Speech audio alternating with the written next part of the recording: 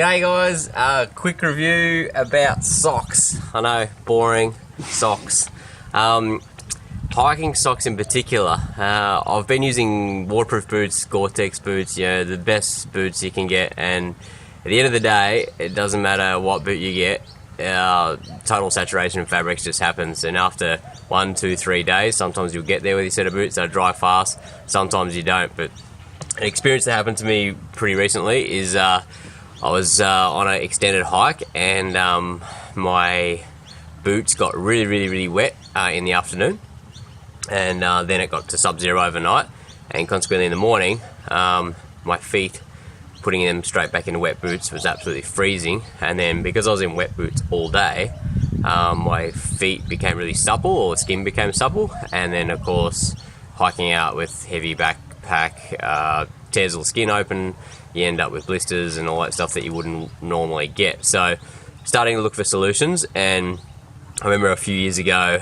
quite a long time ago now, I saw this guy trying to sell socks at one of those expo things, and I kind of scoffed at why would someone spend $60 on a pair of socks, and waterproof socks, how do you even wash waterproof socks, all that kind of stuff. But anyway, I thought, bugger it, I'll give it a go, and I bought some of these socks. Now, I have been using these for a while now, and they've come a long way. Originally when they came out, they were like a wetsuit booty, bloody horrible things.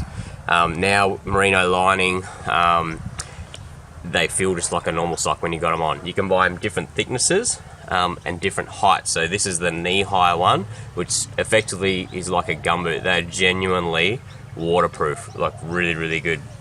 Comfy, totally breathable, easy to wash. And had I had those on trips since then, I've done some trips where I've gotten up, wet, soaking boots, freezing cold, whacked these on, and then put my shoes on and gone hiking for the rest of the day, not even giving it a second thought. You don't have wet feet the whole day, even though your boots are sopping, and you can walk and wade through water, and yeah, it's a whole nother barrier. So even if you just buy one pair, use your regular socks, and then on the last day save them for that trip out, worth their weight in gold. So anyway, these are the SealSkinz 100% waterproof merino socks. There's lots of variants in it. These ones are the merino lime ones, and they're in the thick. I like the hiking version most time. This is a brand new pair, and even after washing them a few times, they still perform really well. But I've got a little jar of water here, so I'll just give you a demo. What's impressive is, even though that's super stretchy fabric, you can see there it stretches open, the membrane stretches with it, and you will not get, I can go right in here, overflow this, stretch it all around, move it all around. You can move around as much as you want for hours and hours and hours, and it is absolutely perfectly dry on the inside. I'll flip this inside out so you can see. There's not an ounce of water in there at all. It's amazing.